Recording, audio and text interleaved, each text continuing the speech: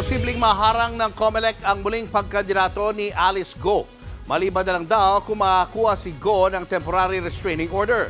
Nasa frontline ng balitang yan si Rainiel Pawid. Sa huling araw ng filing bukas, planong maghain ng Certificate of Candidacy ng sinibak na si Bamban Tarlac Mayor Alice Go. Kumpiyansa ang kampo niya na mananalo ulit siya sa pagkaalkalde. Ayon sa COMELEC, tatanggapin naman nila ang COC ni Go, pero pwede ring madisqualify kalaunan. Kapag ang isang tao ay perpetually disqualified to hold public office dahil may desisyon ang Office of the Ombudsman, siya po ay aming ika-cancel ang candidacy. Kahit pa yung taong yan ay nakaapila sa Court of Appeals. Unless mag-issue ng TRO ang Court of Appeals doon sa kanyang kaso sa Office of the Ombudsman. Unang sinibak ng Ombudsman si Go at pinagbawalang humawak ng posisyon sa gobyerno dahil sa grave misconduct kaugnay ng pogo sa Bamban. Matagal na ring napatunayang isa siyang Chinese.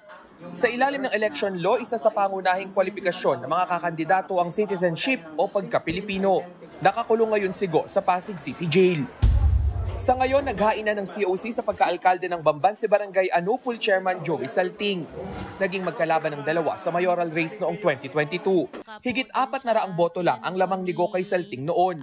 Ayon kay Senate Minority Leader Coco Pimentel, dapat questionin ng makakalaban ni Go ang kanyang posibleng kandidatura. Gamitin daw ang issue ng kanyang citizenship at iba pang kaso. Then dapat talunin niya sa election si Alice Go.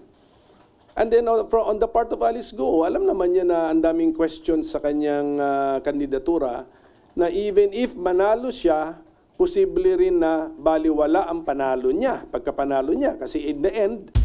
Si Senator Sherwin Gatchalian naman nanawagan sa COMELEC na i-disqualify na si Go. Dapat i-disqualify ka agad yan ng Commission on Elections ng COMELEC dahil meron na silang desisyon na si Go Huaping ay hindi Pilipino. At kung hindi ka Pilipino, hindi ka pwedeng kumandidato. Kahit anong posisyon, either kahit na barangay captain, bawal siya. Nagbabalita mula sa frontline, Rainiel Pawid, News 5. Mga kapatid, Julius Babaw po. Iba na ang may alam at may pakialam sa panahon ngayon. Para sa frontline ng mga balita, mag-follow at mag-subscribe sa social media pages ng News 5.